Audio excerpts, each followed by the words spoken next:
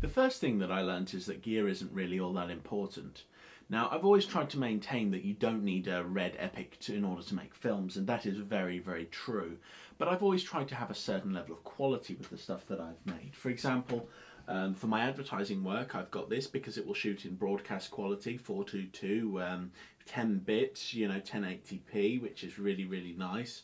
And you're going to get a really good look from this camera, and that's one of the reasons I got it, because it would be something I could shoot with on the fly. And this is 2.4 thousand to get. With that, it's probably about 2.5 thousand with the 4K upgrade, which I hate 4K, by the way, but sometimes it's necessary because clients want it. I know, right?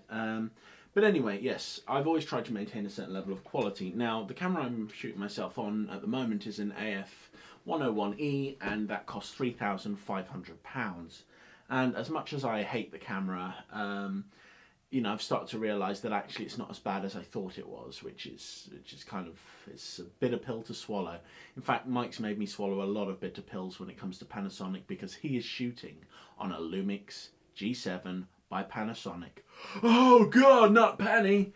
Yeah, I'm not a fan of Panasonic, but I have to say, he manages to make his shots look good. And he's not using massively expensive lenses. He's not using like super strong Carl Zeiss lenses. He's not using any of these master primes that you can put on, or PL mount lenses, or anamorphic things. He's shooting on lenses which are C-mount lenses, which are like 25 quid to 50 quid. I'm absolutely staggered. The gear which he uses is of such low quality, and the pictures that he gets out of it are really, really high quality. And it just goes to show that actually it's not the camera, it's the cameraman, because I've seen some shockingly bad stuff shot on red. And I know that with a good cameraman that their red stuff can look fantastic. But the thing is, I don't know, I've wasted so much money on gear in my time, especially when it comes to lenses, because I've spent like 16 grand on lenses, and most of them I've had to sell in order to actually pay off problems which have cropped up in my life, which sucks. I've still got this one, which is like 200 quid. I've got this one, which is attached to a body which I got for 1600 back in the day, and this lens is like 450 quid. That's 600 that I'm shooting myself on. Or I could have just stuck with the 50mm prime, which I've got, which is really quite good, and any of the C-mount lenses which I've got, which I've currently lent out to a couple of my friends. I've got a couple of amazing C-mount lenses, and one absolutely amazing old Russian lens, which I really, really like, because it gives that really vintage look that you're not going to get from modern lenses. The thing is, modern lenses are also coated, which is also a pain in the neck if you want to get like realistic, good-looking lens flares, because you can't add that stuff in. But anyway, yeah, gear isn't all that important. I mean, watching Mike performing with the G7 and watching the edits and everything, you can't tell that he's shooting on a G7, if that makes sense. You can't tell that he's shooting on a low level of equipment, because everything else is so good. Now, one of my problems is I've always overexpended on cameras, and I've underpaid for set, I've underpaid for design, and I clearly don't get good enough quality pizza for my actors. But yeah, basically, I've learnt a lot, and he uses a little sound recorder. It's a small Olympus one, which I think he paid like 100 to 150 for. In order to get sound, and I think that that's really, really cool. Let's see, my Olympus one, which I've got, is an LS100, and it doesn't do much better job, to be honest. It really doesn't. I think it's got slightly better inbuilt mics, but apart from that, it's not that great in comparison. So you can get really decent quality sound as well by just, forking out a little bit rather than a lot, and I think that's amazing. I mean, one of the reasons I've got the big bulky cameras is so that I can have a Rode mic attached to them. But that's not necessary, because, Mike just sort of screws it into the hot shoe. Problem solved. And I'm just sitting there thinking, I've wasted so much money. Literally, I am the biggest waster of money when it's come to filmmaking. It's absolutely staggering, but that's an incredible thing that I learned at Avondale anyway. Location is incredibly important. One of the problems which I have making mainly science fiction stuff is that I build all of my locations in my garage, which is very very expensive. And I've learned that actually you can get hold of locations. Mycho basically got hold of this old sort of school, which is really really cool, and they basically decided to remodel it and turn it into two locations. So you've got your hospital location and you've got your school location. And I think that that's really really cool. Actually, having an abandoned school to do this in is such a cool sort of concept, such a cool idea that I would never have thought about it. And actually, in regard to securing locations, it is something that you should look into before you decide to spend your own money, because it can be a lot cheaper to do this. And I know that this may seem obvious to a lot of people, but it wasn't obvious to me. And now I'm starting to think more about how I can maybe come up with sci-fi locations which are which are easier to film in. I mean, already I'm starting to plan for shoots in beaches, woods, etc. But I also want to look into power plants. I want to look into refineries, things like that.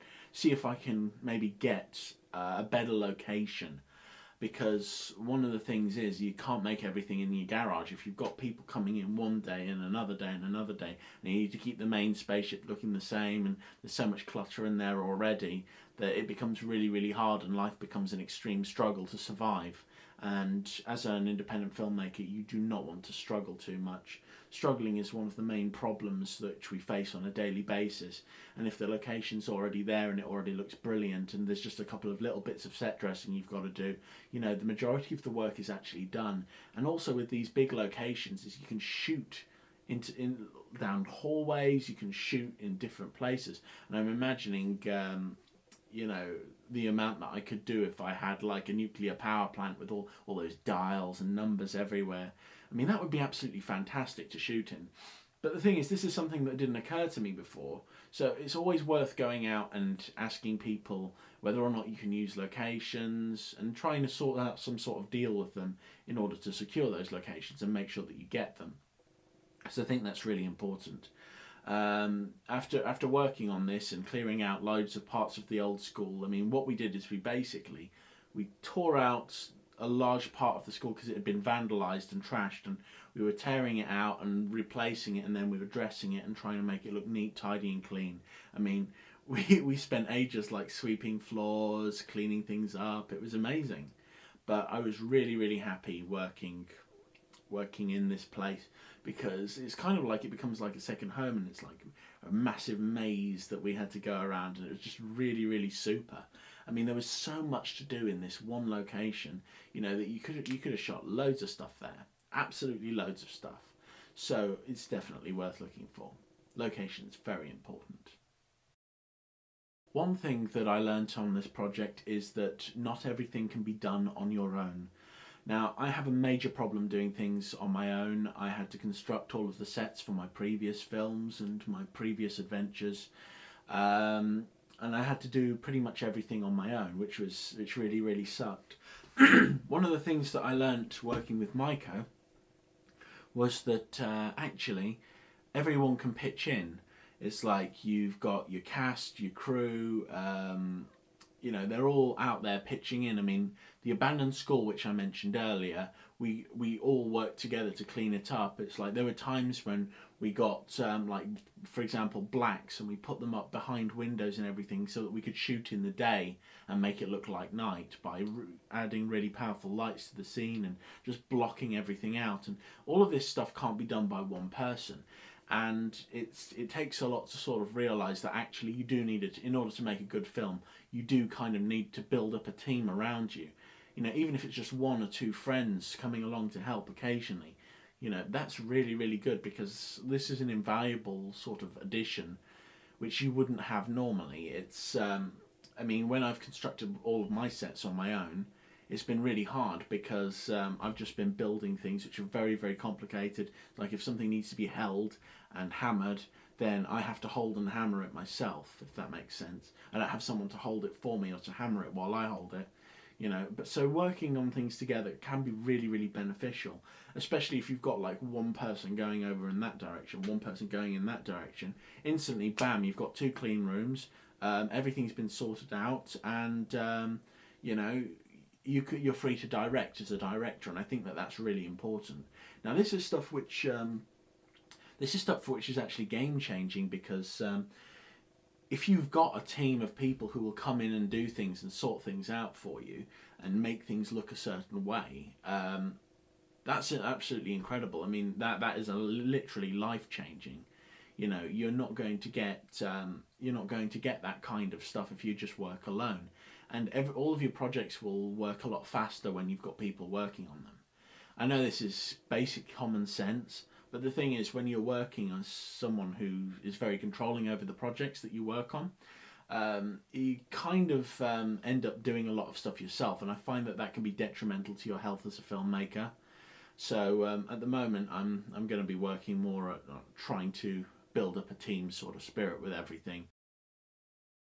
Lighting is really important in films, and one of the things that I really, really like when it comes to lighting is to get floods and shoot them upwards at the face, because it creates all these dark shadows. And it's like if you've got anything like any lines on your face, which are like frown lines, anything like that, as you can see here, like that all gets shone up, and it creates these beautiful casts over the face, and you can get these wonderful, wonderful looks from it. But whilst I generally shoot from the floor with floods and shoot across with floods, Mycho Entertainment do a couple of different things. They have very powerful lights, and they basically put these gels on them to create these wonderful, wonderful colorscapes, which you're not going to get if you're just shooting with white light all the time. And one of the problems of shooting with like modern cameras and going for the whole flat profile, so I can throw a lookup table on there, which I don't really see as filmmaking, but let's not go there today. One of the problems with that is that whilst you get this really cool sort of modern filmmaker look for it, you're not getting a proper filmic look. And when it comes to Cleaver, like for example, the film which I did my review on all those months ago, when I first watched Cleaver and I saw the colours that were used in the lighting, I was really impressed by it, because it stood out. It made it look in a way a little bit like a stage play at times, and it kind of brought me back a little bit to the theatre, and it kind of brings you into the story a lot better. And this is something which is true of like all of the films which they've made. All of these ones have got amazing colour schemes when it comes down to it. I mean, I'm going to be reviewing all of these ones, but in terms of lighting, really powerful lights with gels over them create these wonderful, wonderful different looks for corridors, for rooms, and it's like they have these small lights for which they use for emergency lighting as well, and everything is bold. It's really, really brash, and I'm sure I've seen it before in some Italian directors' work, but it makes the films look good to have good lighting, and I'm going to start thinking about maybe using different kinds of lighting for my films rather than just using the same floods over and over again. I'm going to be getting gels now so that I can make things look really, really good, so that I don't mess around with my in-camera footage, because I don't really like what I'm doing with that, to be honest. I mean, it doesn't feel like filmmaking to me, and like watching the setups of all of these lights is absolutely incredible, and seeing how they affect everything that's going on. I mean, you can work. One of the problems with actually going back to camera lenses and everything, which I mentioned earlier, it's like this is a 1.8 lens. I've got it because I want to be able to shoot low light in natural light. My other one, which I'm shooting myself on, that's an f2.0 lens, and this is a 1.4. All of these I've got because I want to shoot low light. That's a problem. What Mycho seem to do is, for a lot of their stuff, they put in a lot more light than is necessary, and they stop it down, the aperture down, so that they've got a very, very good depth of field, and they can shoot the actors and make everything look really, really good, and it's very, very filmic. And a lot of modern filmmaking, when it comes to lenses and lighting, because lighting is important for the lenses, is that because they're working with such a small depth of field because the aperture is so big, they are really, really missing out because you see so many things going out of focus, even in professional big films. But this allows for a decent level of focus, but still keeping a nice filming background, having all of these really, really good lights and lighting things really, really well. And if you've got, for example, two different colours of lighting, say you're shooting with blue gels and you're shooting with yellow, you can sort of swap them later on when you're in post. Kind of different to lookup tables, but if you just change like on the colour wheel and bring them round a little bit, you know, you can change it to like a sort of weird pinkish colour working with a turquoisey blue. You know, you've got all of these different looks that you can just pull out of the footage purely because you shot it using different lights. I mean, it's too easy just getting perfect CRI white lights and shooting something, flat profile, drop a lookup table on, done. Yes, that's a very professional style of filmmaking. It's not really. I mean, it's just a quick, easy fix for someone who's not prepared to do that. And I'm learning now just how valuable it is to have a large, powerful selection of lights, which is great. So, the power of the universe. What do I mean by that? It might surprise you to find out that all of the films which Mycho Entertainment have released are set in the same universe. And in some ways they are all interconnected. I'm probably going to go into that in a later video, but for now, the sheer amount of detail when it comes to character design and development basically for a character belonging in this universe, MJ Dixon has put in an extreme amount of effort when it comes into character design. I mean, he knows his characters really, really well. The thing is, for example, I was working on a film with him called Mask of Thorn when I was there, and there's even reasons why he's chosen this specific font for Thorn. But I'm not going to go too much into detail with that or explain why, but it is pretty cool. All I can say is it's really, really cool. The thing is, he knows his characters so well. He draws comics about them. He basically he sketches them. He creates little models of the characters. I think it's just absolutely staggering the amount of depth and detail he goes into. And as a filmmaker who has written my own characters, I've never gone quite that into depth. But when I'm watching his films, I'm starting to really understand the value of having such in-depth knowledge into your characters. I mean, as an actor, when I've done acting, usually I'm doing a script which the director has sent me, which has been written by a different writer. And so if I ask the director for any pointers, usually the response, say for example, okay, so what school did my character go to? What did my character have for breakfast this morning? The director will be like, I don't know. And the writer most likely will be like, I don't know. But if I say, for example, okay, what did this character have? Where did this character go for school? Mike will be able to say he went to school in Avondale High. You know, he grew up with this person. He knows this person. He's known them for this amount of time. The knowledge is really, really there, and I think that that's really important. I mean, when you're working with an independent filmmaker, it's often a crash course to mayhem, but working with Mycho is absolutely fantastic. And I feel that having the power of the universe behind each of the films, with every film adding more to the universe, you've got something which can spiral and spiral and spiral out.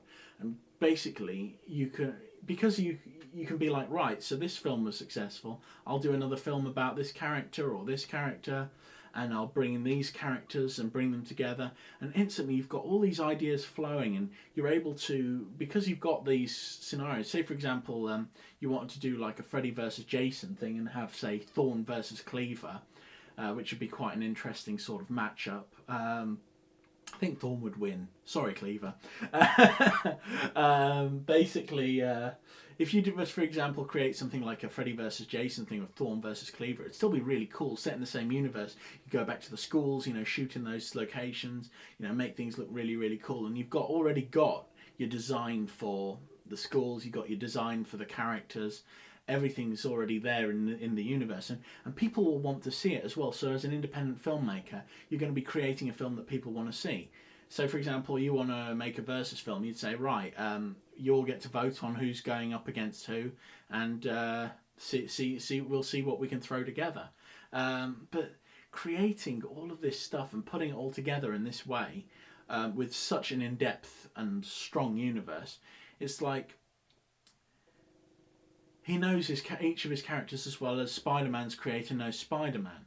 You know, that's an incredible level of depth of knowledge, and this is what we need to aspire to as writers when we're writing stuff, because I've never really gone quite that in depth with characters before, but I'm starting to see the value of it. I'm starting to do drawings now, and this is really, really helping me, because I now know what I want to do with my scenes, how it's possible. You know, I'm starting to draw backgrounds and thinking, how can I bring these backgrounds to life? And it's really helping me with making my science fiction stuff. So anyway, having a whole universe behind you and building your films in the same universe is really, really good. I mean, I know a lot of films are set in the same world, but a lot of films have got incredibly fictional elements or things that don't quite apply to reality. Like, for example, people who are just friends who can hang out, who don't have jobs, and you know, they somehow manage to afford all of these different things and a really expensive car, and loads of things don't tie in, and it doesn't sort of mesh with reality. But the thing about all of the films that are set in the Mychoverse is that everything that happens in them is true to the reality of the Mychoverse, and it makes very, very good sense when you're starting to watch them and starting to enjoy them. I'm really looking forward to seeing Mask of Thorn. There are some amazing reasons why I'm looking forward to it. I'm not going to give any of them away.